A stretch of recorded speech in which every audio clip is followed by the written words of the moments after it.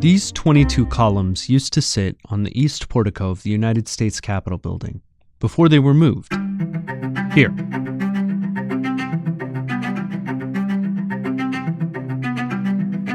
And as strange as they are, they've got something in common with every other Corinthian column. Something you have to look closer to see. These are acanthus leaves. Once you start looking for them, you'll notice them everywhere.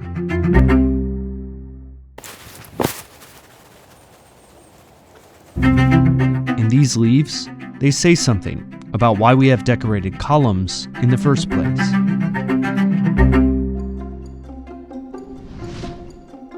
Okay, so there are different types or orders of columns you run into in classical architecture.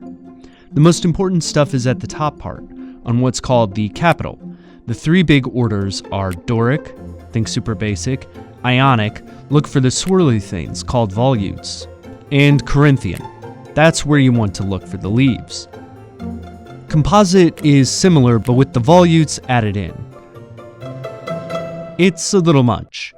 Corinthian columns probably entered the mix around 550 BC, but through all these centuries of change, the ornamentation at the top stayed the same. And those leaves, they tell the column's story. There's a myth behind the acanthus's appearance on columns. It comes from the Roman writer Vitruvius. His legend was that a young girl died. In mourning, her nurse put the girl's favorite stuff in a basket and set a tile on top of it. But the basket was placed on top of an acanthus plant, which grew leaves that covered the entire weave.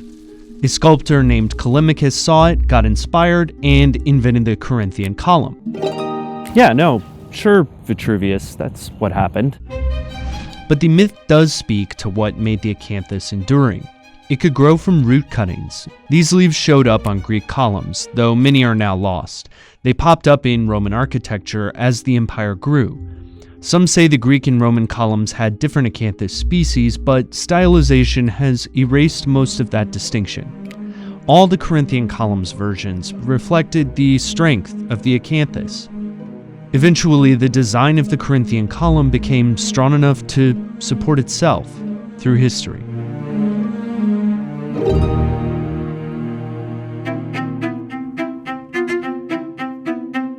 The acanthus wasn't a given.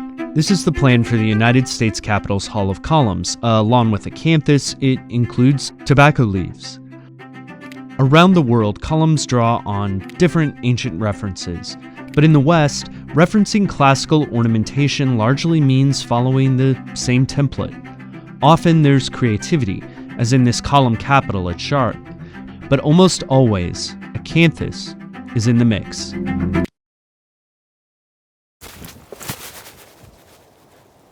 These leaves don't just symbolize the strength of a plant, they've come to represent the endurance of a culture's design.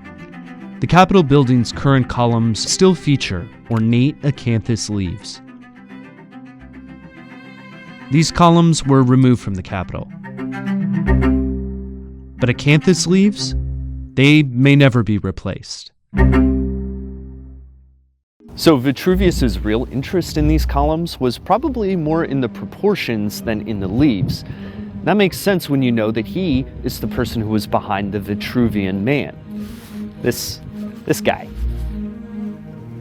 I feel like it's like I'm dancing now.